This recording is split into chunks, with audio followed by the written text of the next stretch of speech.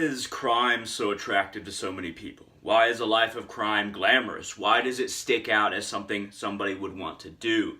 Uh, and we have to say that it simply isn't just about the money.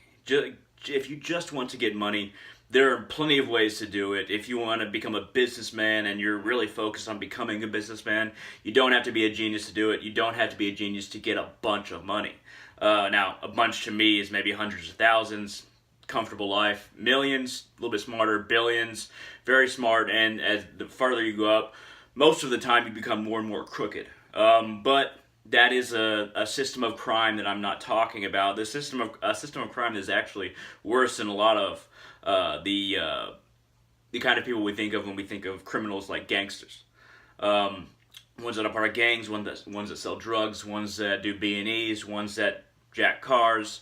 Those are the ones we usually think about when we think about criminals, and the media kind of perpetuates that as them being the criminals, not the ones higher up who use the system to basically screw everybody else over in the system. But I'm talking about why a life of crime is glamorous, the kind of crime that one usually thinks of. Robberies, selling drugs, terrible things like that. When I was, before the age of 18 for a few years, I was attracted to that kind of life, and my reasons were a little bit different than other people's reasons. But many people are attracted to a life like that because we are constantly forced into certain behaviors leading to certain goals that feel planned out.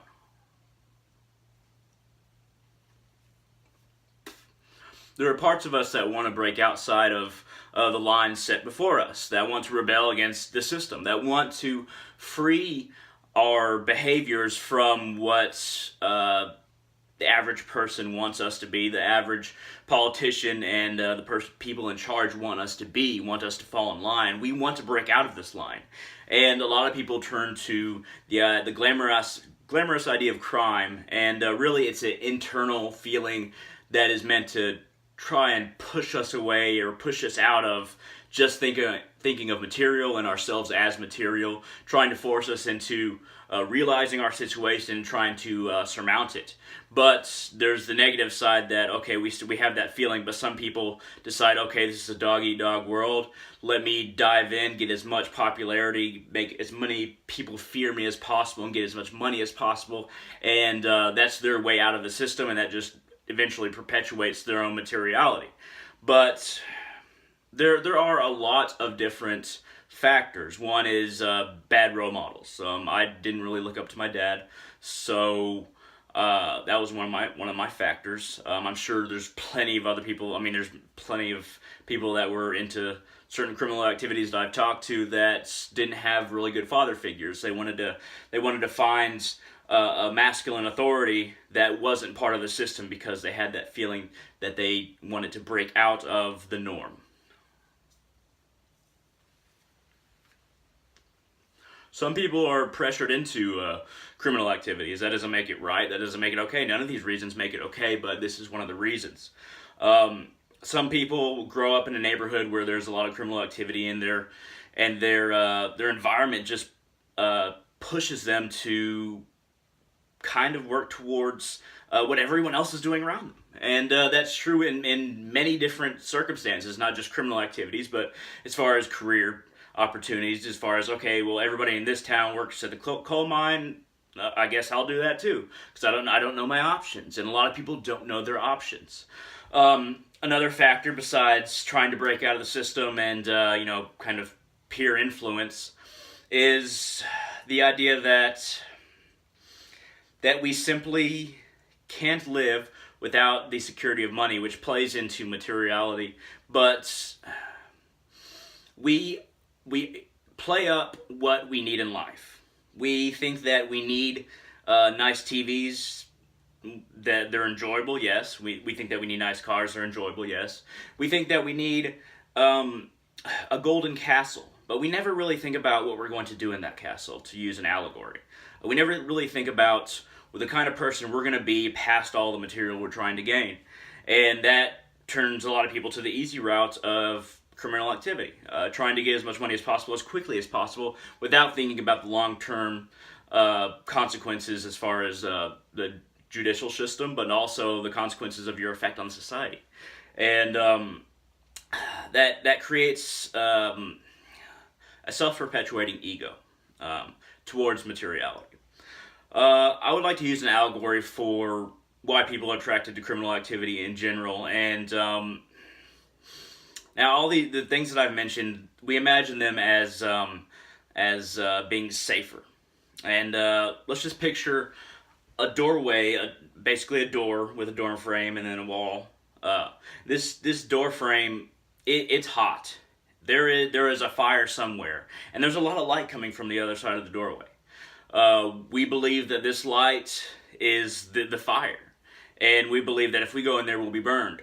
There's smoke all around. We don't really know where the smoke is stronger, but a lot of us will stay in the room where we know that the fire isn't, because we imagine the heat is on the other side of the door. But those of us who open that door and walk into the light on the other side of the door realize that we were in the smoke-filled room, and that the door and the wall were on fire, but we were where all the smoke is. And then that smoke is a smoke of illusion that material casts around us.